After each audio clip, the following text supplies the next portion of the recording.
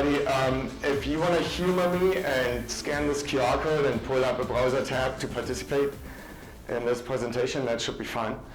And we'll get started and test this. So let me start the first poll here and tell me how you feel about all of this. You're attending a privacy talk at an AppSec conference. You excited? Not so much? Let's see what the results are. 5 votes are in. All right.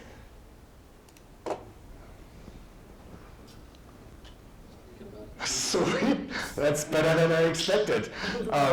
So I think I overheard that they're starting the bar at 3:45. So that's our goal. So let's get going here. My name is David Ochel.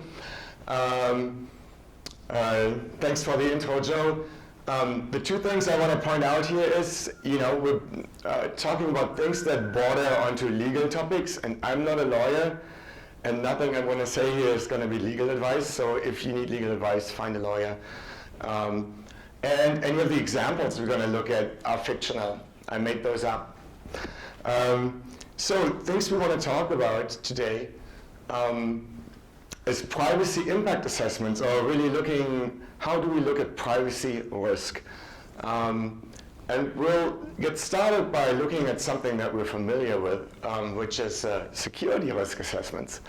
And so, in order to assess risk, what are we really looking for? We're trying to anticipate how our security goals could be violated, right? What could happen that violates these goals. We're all familiar with those: confidentiality, integrity, availability, sometimes other ones that people throw in the mix. So let's assess one. So let's assume we are an online merchant and we take credit card payments on the internet, right? And our security posture is not super great. We patch our database monthly, but we don't have a firewall in front of it. And so the threat that we're modeling here right now is that an adversary comes, exploits the vulnerability in our database, steals all the cardholder data, and sells it on the black market. And then what that would mean is the hypothetical exposure to us, right, is banks experience fraud. We might get fined by the PCI Council, our customers unhappy, and so we estimate that maybe our damages coming out of that might be $2 million if it happens ever. And we think maybe it'll happen every 10 years. So if we break this down to an annualized loss, 200K a year is our risk exposure, right? So the question for you all is, what are we going to do about this? And so I gotta start the next poll here. And let's see what our options are. So you could say that's fine, right? We make so much money out of this. We can easily assume the risk of losing 200K a year through a data breach. Or you could say, we could implement a firewall, and that reduces the likelihood of us being exploited. And so our annualized loss expectancy rate goes down to 40K a year. Or the third option I'm giving you here, if you want to participate in the poll, we'll outsource it to a card processor. And so on our webpage, it's just an iframe that sends all the processing to the processor. We don't store any cardholder data anymore in our database, and that's how we reduce the risk. Has everybody voted? Anybody still voting? Going once, going twice?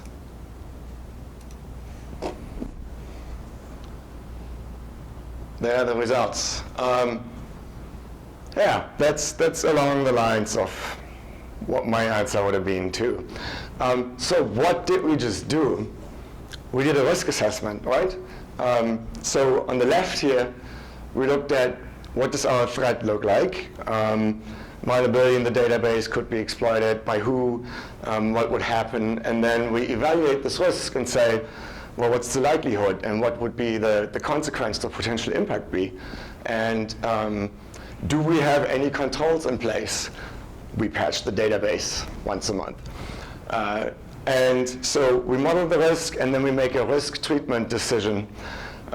We say, yeah, we can accept the risk. It's within our risk tolerance. Or we could say, let's avoid the risk. Let's just stop taking cardholder data. Usually not a good business decision. We could say transfer the risk, like get cyber insurance. Charisse was talking about that earlier this morning. Or we can mitigate the risk and say, we're going to implement additional controls, a firewall or something else, outsourcing.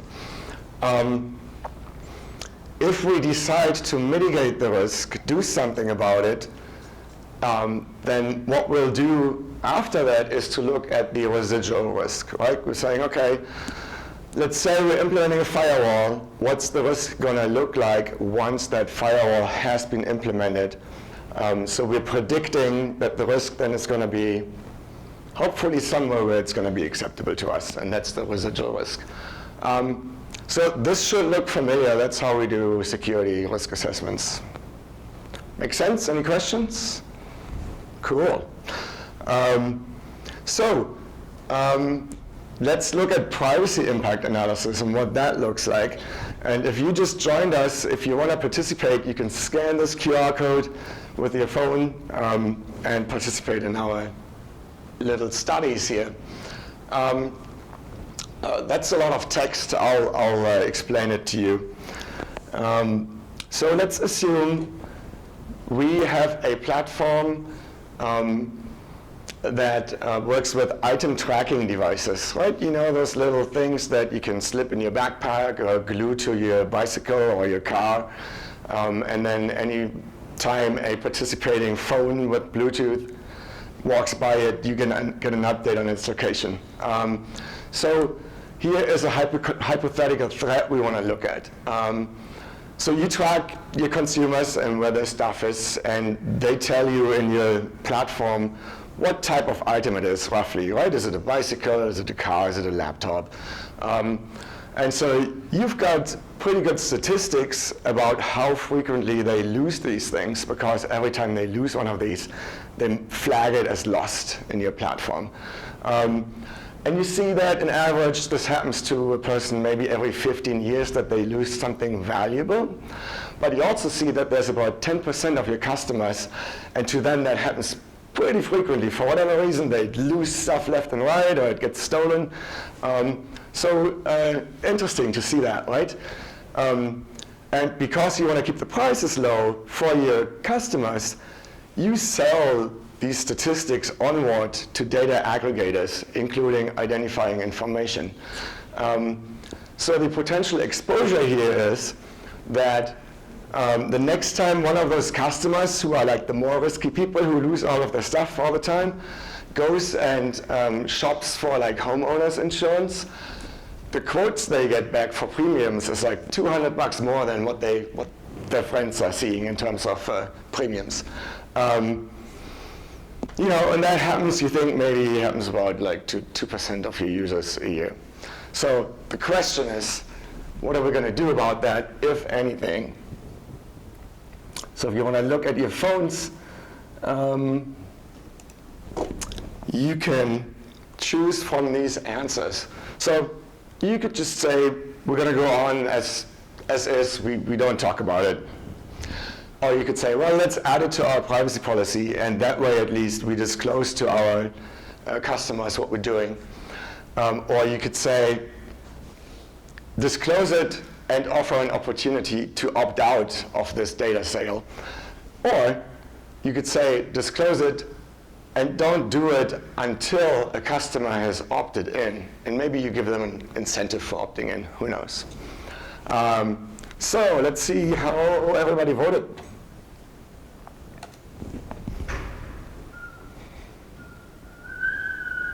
Ha-ha. Cool. So that may be what we prefer, not what business would do. Yes. So we just did another risk assessment, right? But so the question is, what has changed in the way we look at risk? Anybody?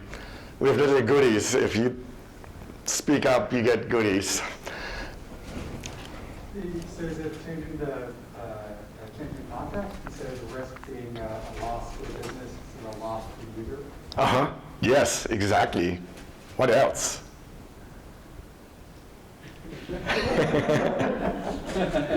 I should try some of these. All right. Well, so a couple things changed, right? So our perspective changed. When we look at this risk, we're not looking at what's going to be the consequences for us as a business if this happens. Like you just said, we're looking at what's the consequence to the individual whose personal data we process. And so if you think about it, the adversary, the type of adversary has changed. All of a sudden, it's us as the company selling the service whose practice is actually creating exposure for our consumers.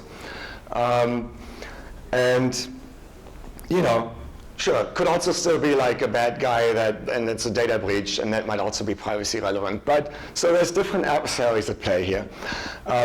The types of harm that we consider change. So in our example, we still looked at like economic loss, right? I have to pay like a higher premium for insurance.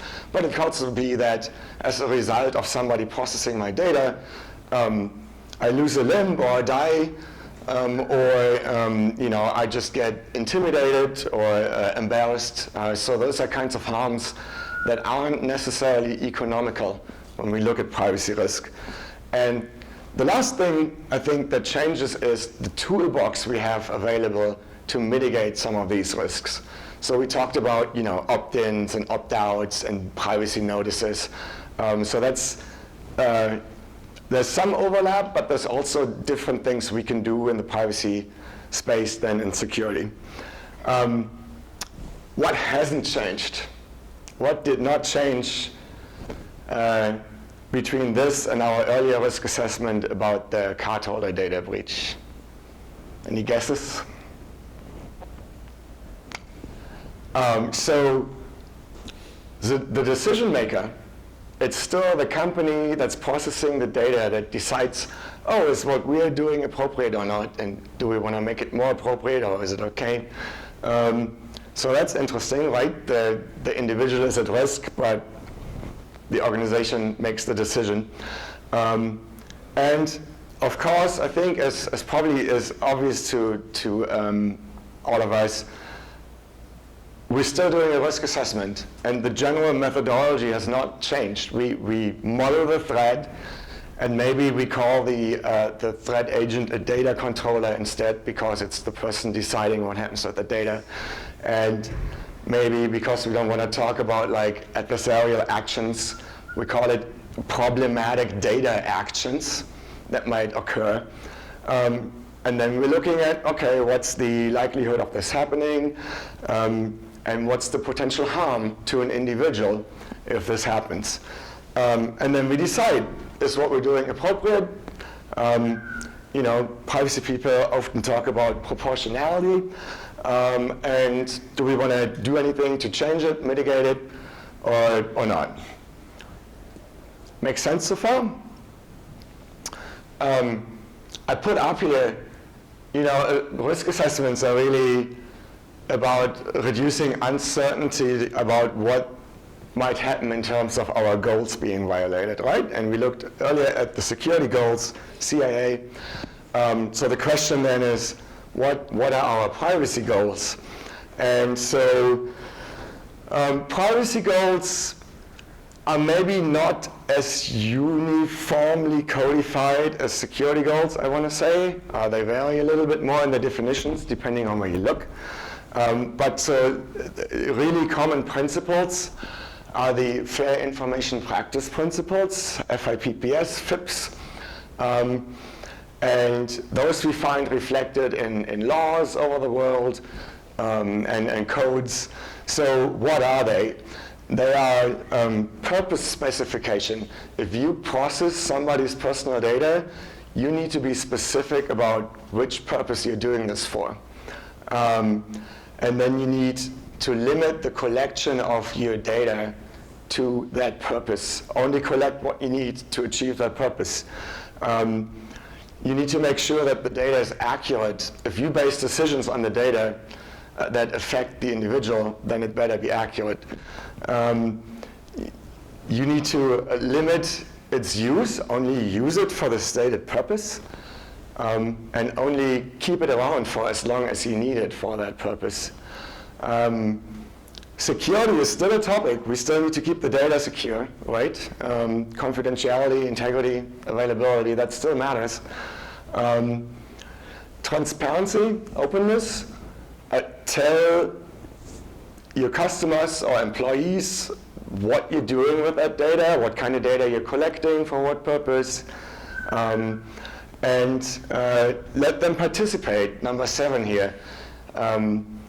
Offer individuals a way to ask for, hey, what kind of data do you have about me? Or like, who did you give this to? Individual participation. And lastly, be accountable for what you're doing. And so accountability is more than just, having like your legal address on a privacy notice. It's like actually making sure that you adhere to these principles and you have policies in place internally and processes so that you can show to whoever is asking, yes, I'm doing all the right things, here's my documentation. Does that make sense? Any questions? Cool. I should have said earlier, I uploaded my slides to Shed, so the scheduling app, if you want to copy, they are on there as a PDF. So you don't need to take notes if you don't want to. So I want to briefly talk, because that's a pet peeve of mine, about the different names we give risk assessments in the privacy space. And you can see here, it's a little hard to read, but the sources are mostly legislation, but not always. And many of these, including the more recent state legislations in the US, California and Colorado and Virginia, they all have provisions for saying you need to do some sort of privacy risk assessment. But they all call it different names. And it's all the same.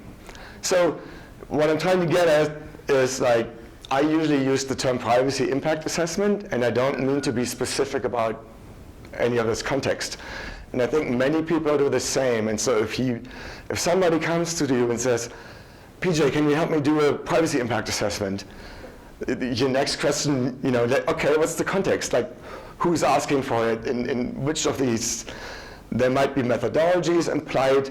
There might be different definitions of privacy goals that could be violated. So you need to understand the context.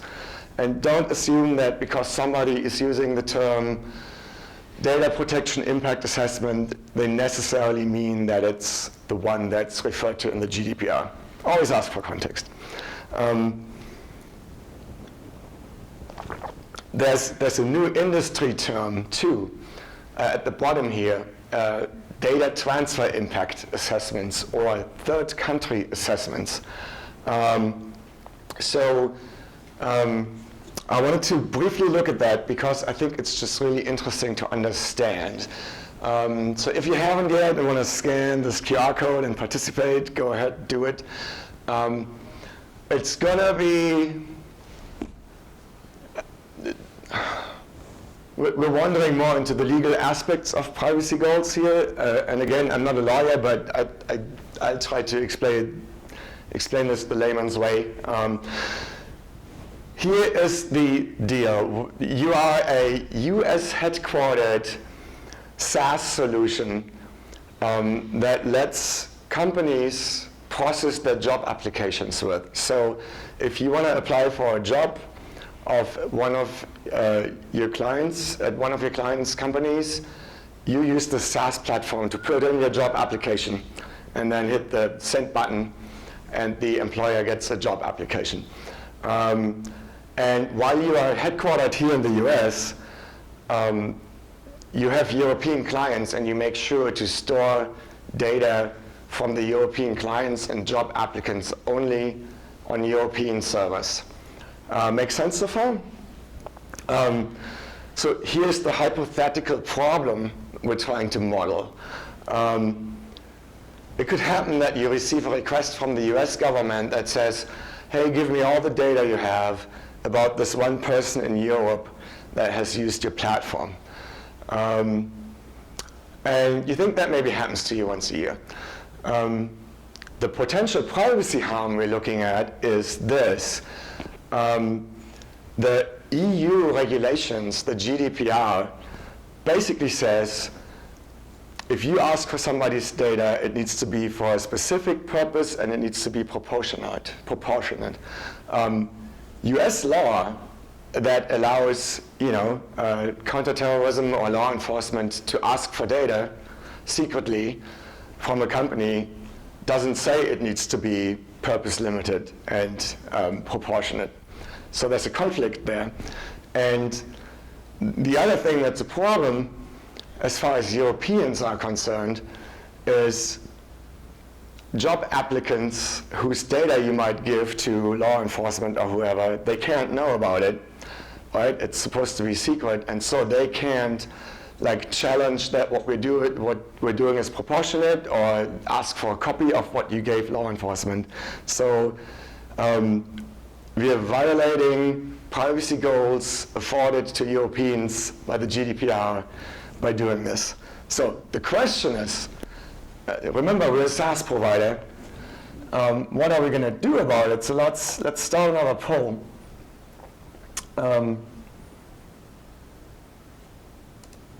And let's look at our options here. So on your phone, you can vote. You could either say, well, it's not my problem, right? It's like my European clients are companies that pay me for this service, and it's their job applicants, so they have to worry about that, not my problem. Or you could say, it's not a problem at all, that the US government can't compel me to get them data from one of my servers that are located in Europe. Or you could say, well, let's just add it to our privacy policy so that clients and job applicants know about it, and so we told them, we're being transparent about it. Or you could say, let's implement a complicated encryption scheme where customers can hold encryption keys that allow them and their job applicants to decrypt the data, but while it's stored on our servers, it's encrypted with a reasonably strong mechanism. And so even if somebody comes and asks us for a copy of that data, we can give them the encrypted data, but we can't decrypt it for them. Or, last option here, you could say, I need to hire a lawyer to figure this one out. Has everybody voted? Yes, okay. Okay, cool. So I am not a lawyer, so technically the only answer I can tell you is right is the last one there, but let's talk about the other options briefly too. So you could say that's not my problem, and technically that's true, right? You're just acting on the instruction of your European clients, but the European clients are going to go somewhere else if you don't help them solve that issue, right? They're going to find a provider that can help them solve this issue. The next one, if you look at the US Cloud Act, so this one isn't true. The Cloud Act says even if your data are outside of the country, I can ask you for it if I'm here in the US and have the legal right to do that. The third one solves the issue about transparency. It might happen, but it doesn't solve the issue about is it proportionate, limited to a purpose, and can you as the individual whose data is being forwarded actually do something about it or ask about it. So it doesn't really solve the problem. The encryption scheme, I think that might actually work. Yeah, I would probably also go to a lawyer. So that's where you see, it gets out of the hand of us techies and can get really complicated. But I decided to include this example because there's such a big deal right now about international data transfer. And if you hadn't looked into it yet, Now you know why. And does this actually happen? There was an interesting blog article from TechRobot the other day who looked at the responsible disclosure reports from Facebook and Apple and Twitter and compiled numbers. And you can see, yes, these requests happen. So it is an actual problem. And is it likely to happen to somebody? I don't know. But when the Europeans all say, oh man, how can we still transfer data to US service providers? That's what they're talking about and are worried about. So, next thing I wanted to do is to put together a little toolbox for you all. So, if we actually want to assess privacy impacts in a more methodic manner, are there any tools we can use? What can we look at? And so again, there's a copy of the slides and shared. You can download it and click on the links I've added to most of these slides. You don't need to write them down. So first question is like, when is actually the right timing to do a privacy impact assessment?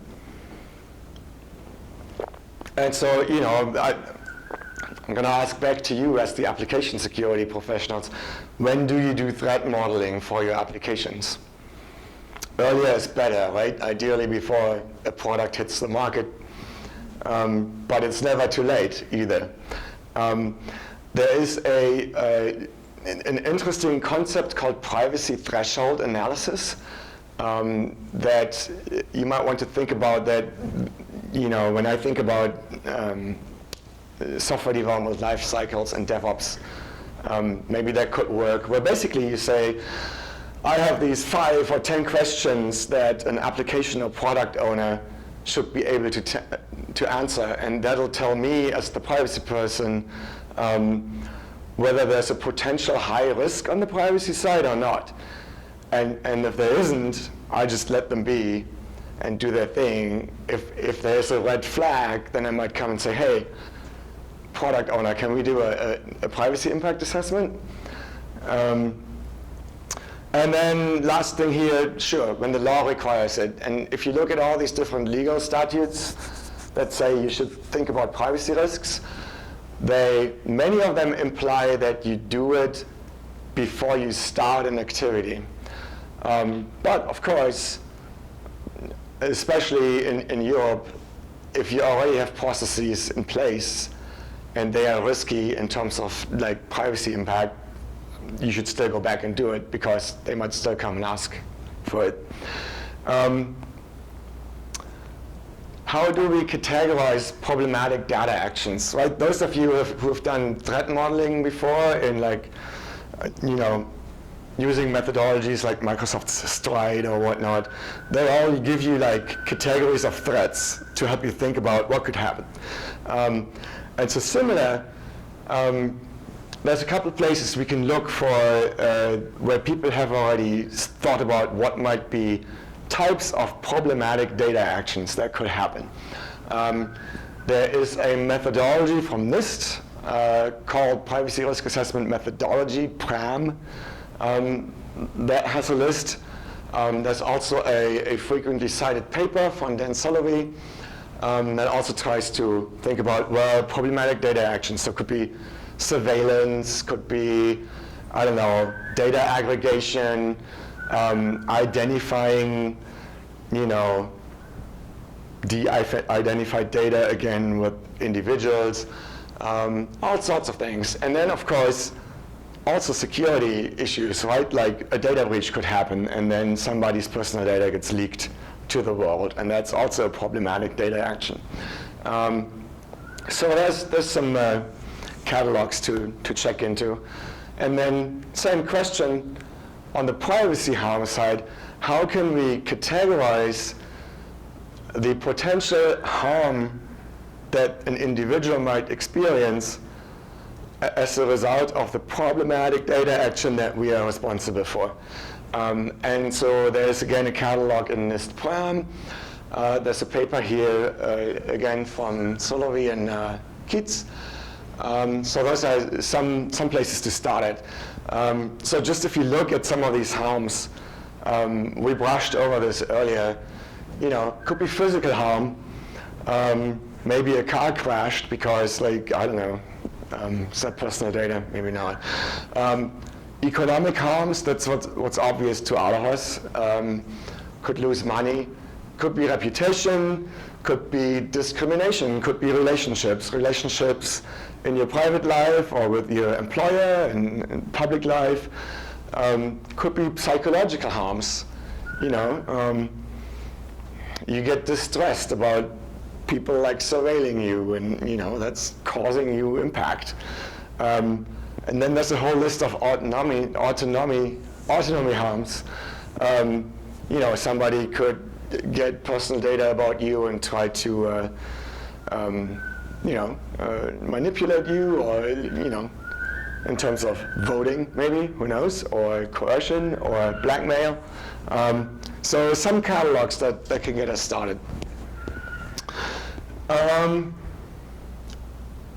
And then, what are the controls available, the technical or organizational measures we can use to reduce privacy impact we might be causing? There's two buzzwords that, if you're interested, you can dive into. One is privacy by design, and so those are really process principles for, like, how can we design applications and processes with privacy in mind. Things like, privacy options, like any settings you have that impact a person's data that's being processed, the default should always be privacy-minded. The default should always be, we don't do it until you opt in, etc. And then the second thing is privacy-enhancing technologies, PETs. And so that's a whole not super well categorized rat tail of availability of technical measures you could use. It starts with, let's just not collect the data. Or, like, once we have identity proofed you, let's delete your social security number instead of storing it in our database forever. It could be what's called pseudonymization. Let's keep identifiers over here in a data silo and other data that we need for statistics somewhere else, and we only re-identify, put those together if we need to, but we keep them in different silos. Aggregation, trying to anonymize data, is a thing. Encrypting data in transfer or in storage is also a privacy-enhancing technology. Decentralizing storage, can we figure out how to store somebody's personal data only on their phone so that it's not all in our database? Last example I put in here is, like, if we publish data sets, can we introduce randomness so that it's easier, that it's harder for adversaries to say, oh, this data belongs to David. And there's more, so something else to look into. Are there any tools that do all of this for us? I put a couple pointers in here, and remember that we need to think about context. So, for example, the French Privacy Supervisory Authority has an actual tool you can use to do privacy impact assessments that meet that agency, CNIL's interpretation of what's required under GDPR for privacy impact assessments. So for that context, you could look at that. We mentioned NIST's methodology. If you're interested in transfer impact assessments, again, probably go hire a lawyer, but the IAPP has published some Excel templates you can play with. And of course, there's lots of, like, commercial tools that tell you that they'll automate it for you and do it all, like, by themselves without you even looking at it. But so here's some things to look into. And then last slide on this is, like, if you found this interesting today and want to learn more about privacy, where can you go to learn more about privacy in general? I put some links on here. You can click on them later. So let's recap.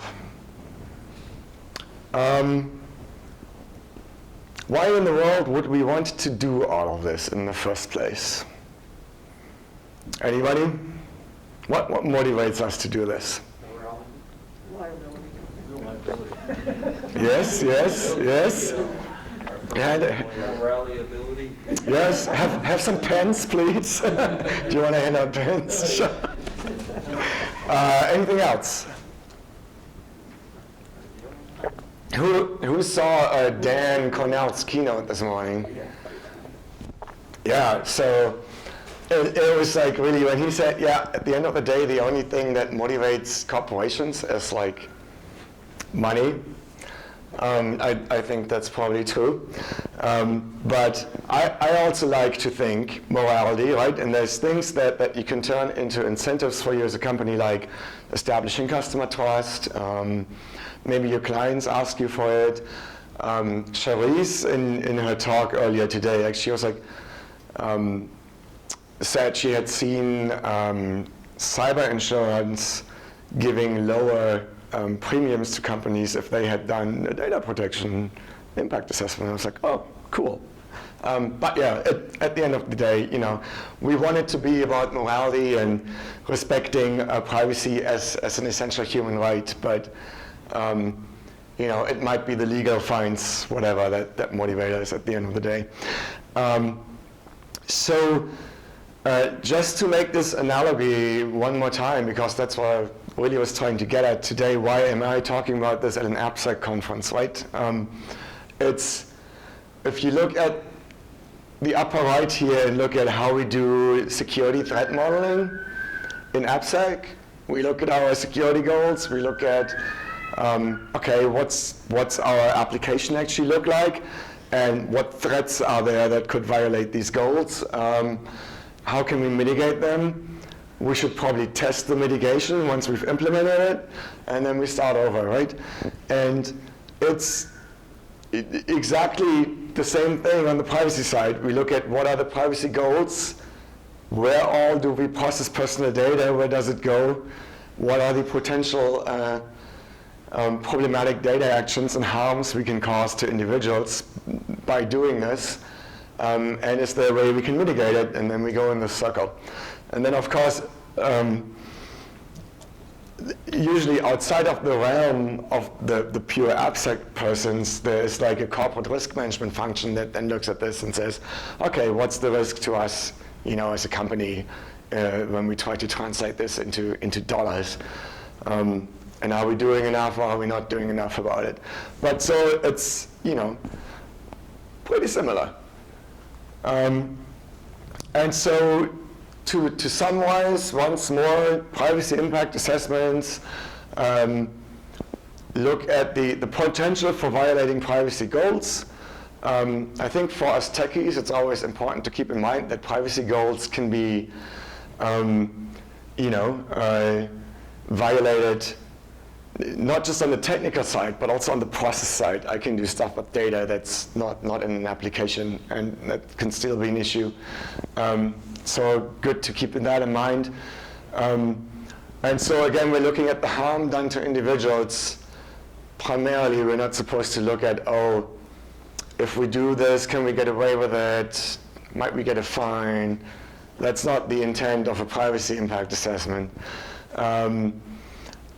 Minimize the impact where you can, and then, you know, assess the risk. Is what we're doing proportionate with the purpose?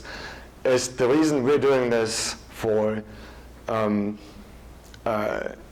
know, appropriate for the risks we're creating for our customers or employees or whoever the individuals are whose data we're processing? You know, and then like we just said, at the end of the day, sure, it always translates into corporate risks too, right?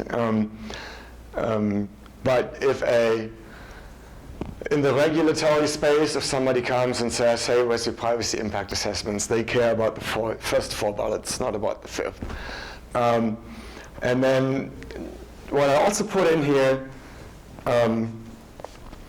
I really think these first 3 things, that is things where we as AppSec practitioners can we can help with that. We can look at that. We understand where the data is.